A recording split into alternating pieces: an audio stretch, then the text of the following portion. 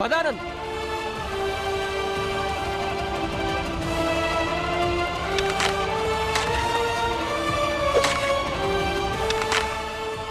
మోహన్, నువ్వు వెళ్ళి వాళ్ళు పారిపోకుండా పట్టుకో. త్వరగా వెళ్ళు. అరే కొట్టండి కొట్టండి.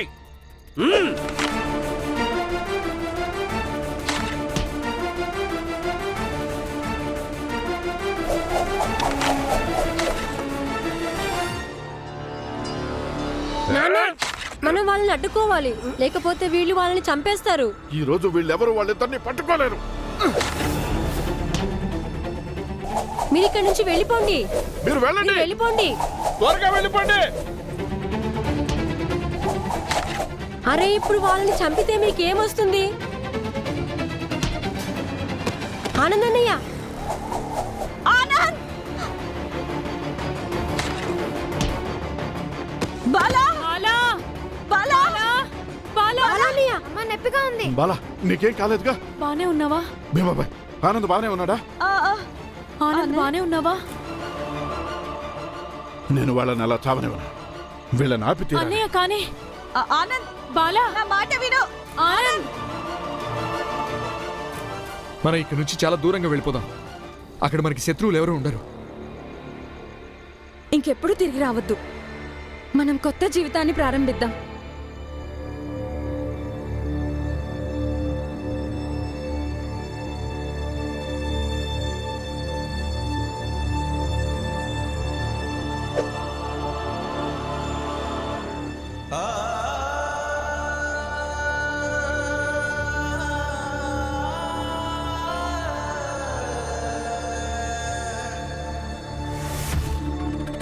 దీనికి ఇదే దూకి మంచి పని చేసింది.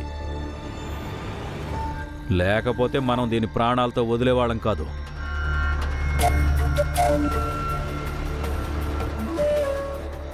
స్టేషన్ నుంచి రైలు బండి బయలుదేరింది. వాళ్ళిద్దరు దాంట్లో ఎక్కి తప్పించుకున్నారు. తప్పించుకున్నారా? నువ్వు ఎందుకు పనికిరావు? పాపం వాళ్ళకి ఎప్పటికీ తెలియకపోవచ్చు.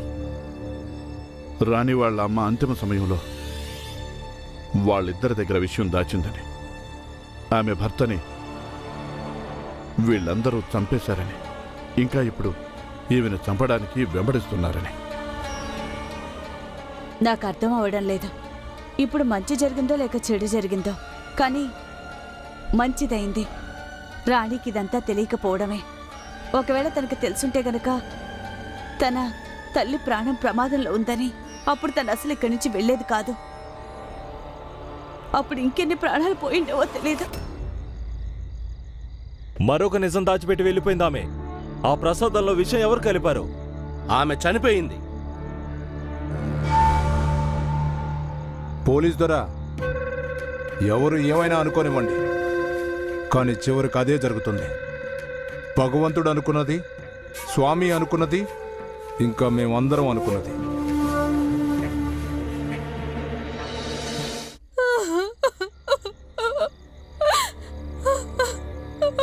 పోలీస్ దొరా, వీళ్ళందరూ కలిసి నా భర్తని దారుణంగా చంపేశారు. ఆఫీసర్ గారు, ఈ స్త్రీ మాటలు కూడా వినండి. కానీ మరణాలు జరిగింది పోలీసుల ఖైదులో కదా. మరప్పుడు బాధ్యులు కూడా మీ పోలీసులే అవుతారుగా.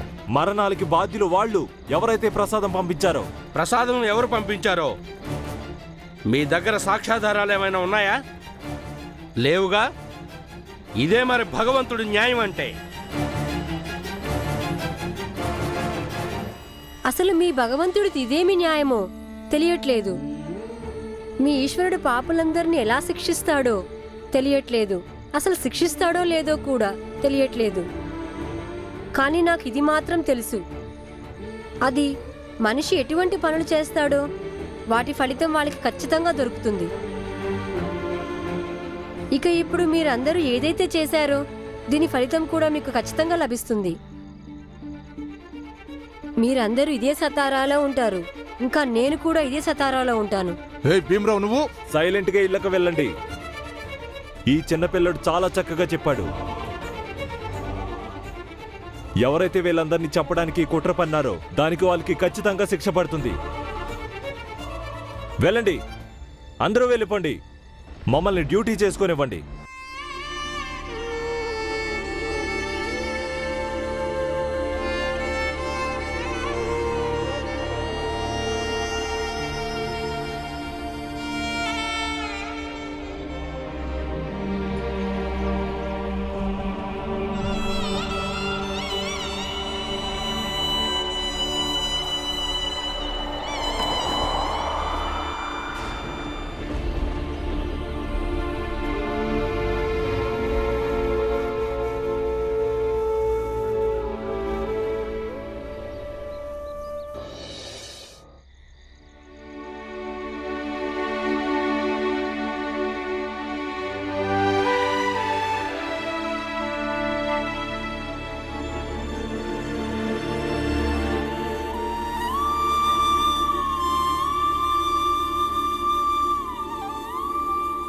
నాన్న,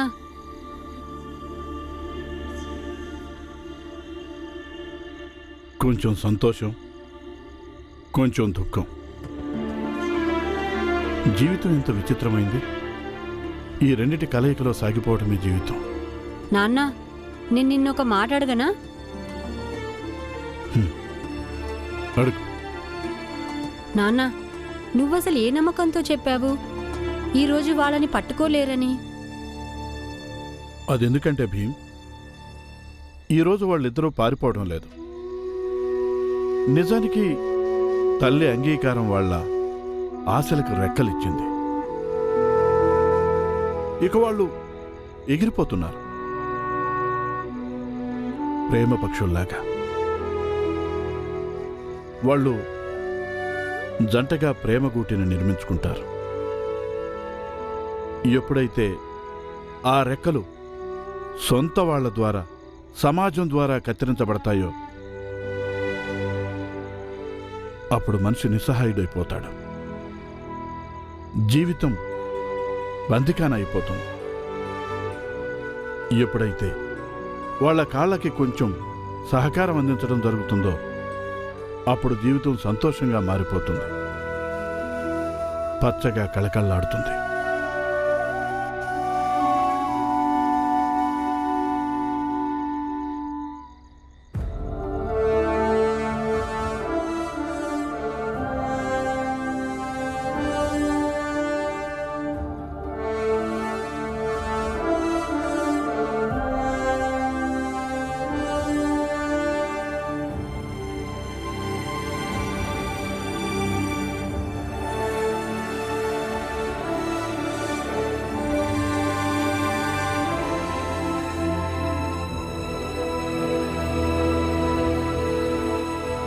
భీమ్,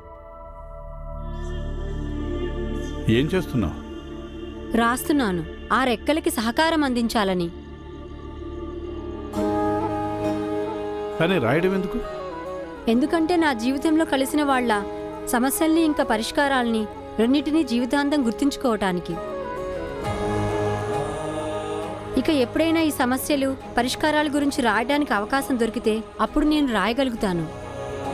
ఎందుకంటే అందరూ చదివితే వాళ్ళకి ఒక స్ఫూర్తి కలగాలి, ఇంకా సమస్యలతో పోరాడే ధైర్యం కూడా. నాన్న, నేను పెద్దవాడిని అయ్యాక ఖచ్చితంగా అలాంటి పుస్తకం రాస్తాను.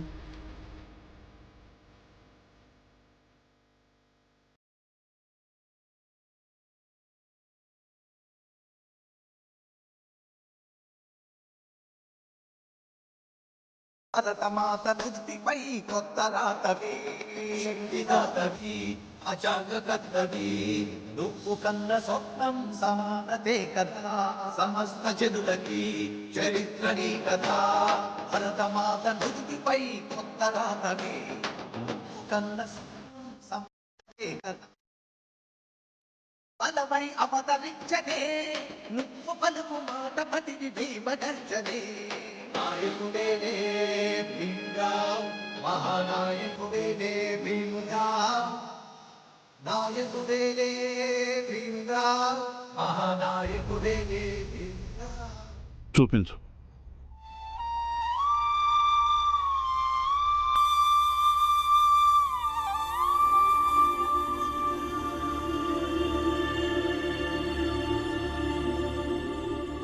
తుకారాం భజనల ద్వారా నేను నేర్చుకున్నాను. ఒకరిని గౌరవించడం వల్ల బదులుగా వాళ్ళు కూడా నిన్ను గౌరవిస్తారంట. నువ్వు ఇంకా నీ ఆలోచనలు జీవితాంతం ఒకరినొకరు గౌరవించుకుంటూ ఉండండి. ఒక తండ్రిని ఇంకా సమాజ బాధితుణ్ణి రెండూ అయిన కారణంగా నేను నీకు ఇవే దీవెనలు ఇస్తాను, ఇవే ఆశీస్సులు ఇస్తాను. నువ్వొక గొప్ప పుస్తకం రాయాలి. దానివల్ల ప్రజలకి స్ఫూర్తి కలగాలి, ఇంకా పైకి ఎదగడానికి దారి దొరకాలి.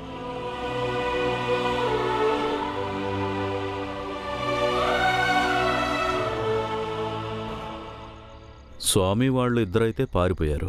ఇంకా రాణి వాళ్ళ అమ్మ అయితే లోయలోకి దూకేసింది. బహుశా చచ్చిపోయి ఉంటుంది. ఇప్పుడు వాళ్ళు మన పరిధి దాటి దూరంగా వెళ్ళిపోయారు. వాళ్ల గురించి ఆలోచించటం దండగా. తల్లికి తన తలరాతలో చావాలని రాసుంది. అలాంటప్పుడు దాన్ని మనమెలా తప్పించగలుగుతాం? అన్నట్టు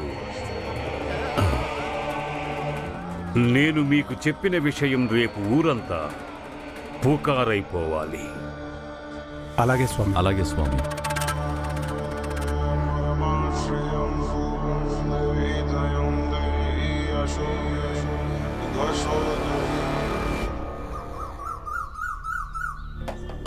వినండి, వినండి, వినండి.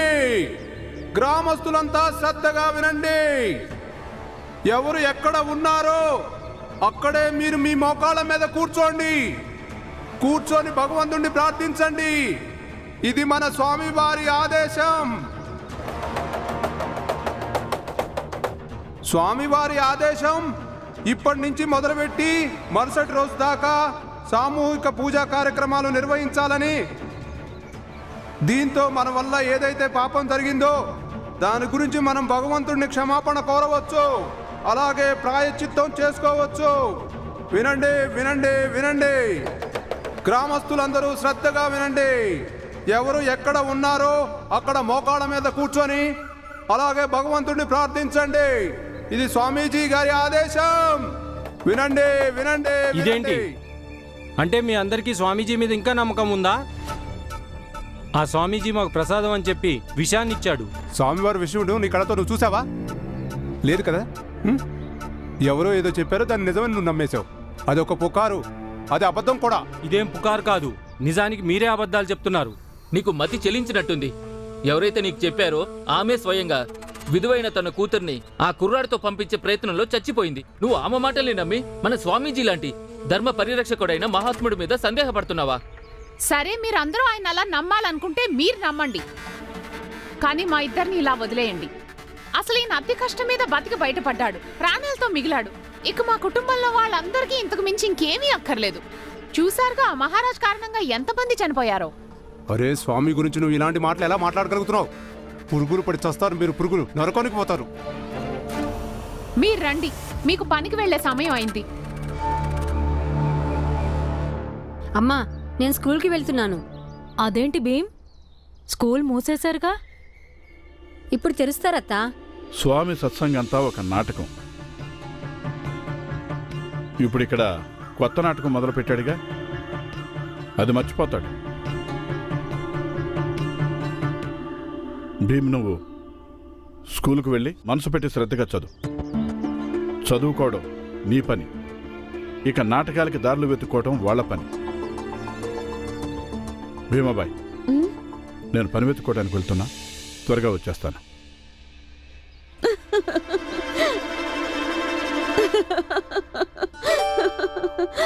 వదినా, చూస్తున్నావా? అరే, తండ్రి కొడుకులిద్దరూ ఎలా ఒకేలా ఉన్నారో చూడు. వాళ్ళ పనులు చేయడానికి ఎప్పుడూ సిద్ధంగా ఉంటారు. అమ్మా, నాన్న కొడుకుని కాబట్టి నాన్నలాగే ఉంటానుగా, కొంచెం నీలాగా కూడా ఉంటాననుకో. ఆహా, నాలాగా కూడా ఉన్నావా? నాకు చెప్తున్నావా నువ్వు? నేను మీ అమ్మన్రా. ఇక్కడే ఉండు, అన్నం డబ్బా తీసుకొస్తాను. ఉండు, వెళ్ళొద్దు. అమ్మా, ఆ, నేను కూడా భీమ్తో స్కూల్కి వెళ్తాను. ఉండండి, మీ ఇద్దరి కోసం అన్నం డబ్బాలు తెస్తాను. అయితే ఈరోజు పాయసం ఉండాల్సిందే. మామా, నేను కూడా వెళ్తాను. ఇప్పుడు నువ్వెక్కడికి వెళ్తున్నావు? అవునక్క, నువ్వెక్కడికి వెళ్తావు? నేను కూడా చదువుకుంటాను. ఇంకా మంజుల అంతా చెప్పింది నాకు. ఇక్కడ అమ్మాయిలు చదువుకోలేరంటగా, అందుకని చదువుకునేవారు సావిత్రిబాయి ఫూలే గారి విద్యాలయంలో చదువుకుంటారంటగా. అక్కడ విద్యాలయంలో అమ్మాయిలకి వసతి ఏర్పాటు ఉందంట. అందుకే మీరు నన్ను అక్కడికి పంపించండి. నేను అక్కడికి వెళ్ళి చదువుకోవాలనుకుంటున్నాను. చూడు, నువ్వు చదవాలనుకుంటున్నావు, అది మంచి విషయం. కానీ నువ్వు ఇక్కడుండి కూడా చదువుకోవచ్చు. ఇక్కడ నీకు నీ కుటుంబం అంతా ఉంది. ఇక్కడ తులసి మంజులతో పాటు ఉండి చదువుకోవచ్చు. లేదత్తా, మంజుల జీవితం వేరు, నా జీవితం వేరు. నేను చదువుకొని దురాచారాలన్నింటికీ వ్యతిరేకంగా పోరాడతాను. నాలాంటి ఆడవాళ్ళందరికీ సహాయం చేస్తాను. అలా జరగాలంటే నేను అక్కడికి వెళ్లాల్సిందే. మీరు నన్ను వెళ్ళనివ్వండి. చూడు భవ్య, ఇదంతా నువ్వు ఇక్కడ ఉండి కూడా చేయొచ్చు. నాకు తులసి మంజుల ఎలాగో నువ్వు అలాగే. అయినా సమాజ సేవ చేయడానికి ఇళ్ళొదులు వెళ్లాల్సిన అవసరం లేదుగా. అదే కదా. లేదు మామ, ఒకవేళ మీరు నన్ను వెళ్ళనివ్వకపోతే నేను ఏదో ఒక రోజు మీకు చెప్పకుండా వెళ్ళిపోతాను. మీరందరూ కూడా నా కుటుంబమే. అందుకే నేను కోరుకుంటున్నా, నా కుటుంబం నన్ను సంతోషంగా సాగనంపాలని. అప్పుడు నేను ఎక్కడున్నా సరే, సతారాలో జరిగిన ఎన్నో చేదు జ్ఞాపకాల మధ్య నా మనసులో మీ అందరితో గడిపిన మంచి జ్ఞాపకాలు కూడా ఉంటాయి. భవ్య, సరే అక్క, మేము నిన్ను స్టేషన్ దాకా వదిలిపెడతాము. కానీ భీమ్, నానా, నిన్నేగా నువ్వు ఎగరడం గురించి, ప్రోత్సాహం గురించి అన్ని విషయాలు చెప్పావు. ఇంకా నన్ను ఆశీర్వదించావు కూడా. నేను ఏది అనుకుంటే అది అవ్వాలని. నాకేమనిపిస్తుందంటే, భవ్య అక్క ఏదైతే అనుకుంటుందో ప్రస్తుతం తనని అలా చేయనివ్వండి నాన్న. ఎందుకంటే ఇది తప్పనిసరి కాదుగా. తను ఈరోజు ఎలా ఆలోచిస్తుందో అది జీవితాంతం ఆలోచిస్తుందని. కానీ ఈరోజు మంచి ఆలోచన చేస్తుంది కాబట్టి తనని అలా చేయనివ్వటమే మంచిది.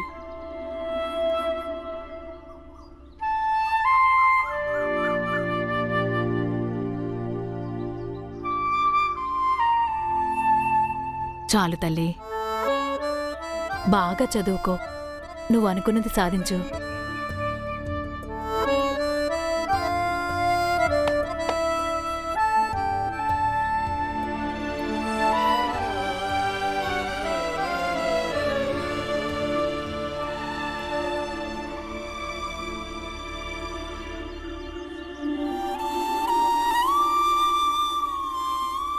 జాగ్రత్తగా ఉండు తల్లి.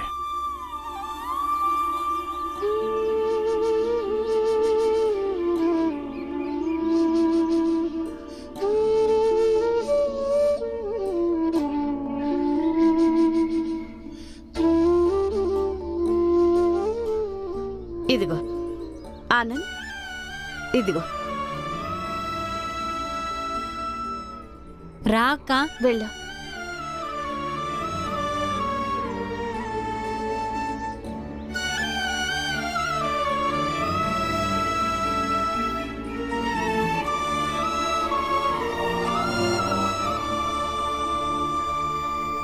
సర్వజ్ఞ స్వామికి జై! సర్వజ్ఞ స్వామికి జై!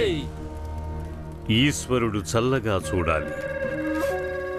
కళ్యాణమస్తు. అందరికీ మేలు జరగాలి, అందరికీ ముక్తి లభించాలి.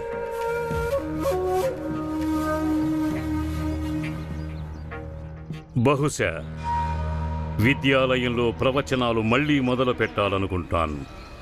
అవును స్వామి, ధర్మాన్ని ఎక్కువగా అపవిత్రం ఈ పుస్తకాల్లోని అక్షర జ్ఞానమే చేసింది.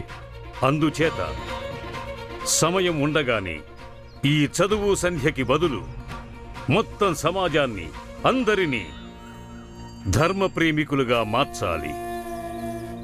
అధర్ములందరినీ ధర్మ మార్గంలోకి తీసుకురావాల్సి ఉంటుంది. ఇటువంటి ధర్మ విముఖులందరినీ ధర్మ మార్గంలోకి తీసుకురావటానికి సామ, దాన, దండ, భేద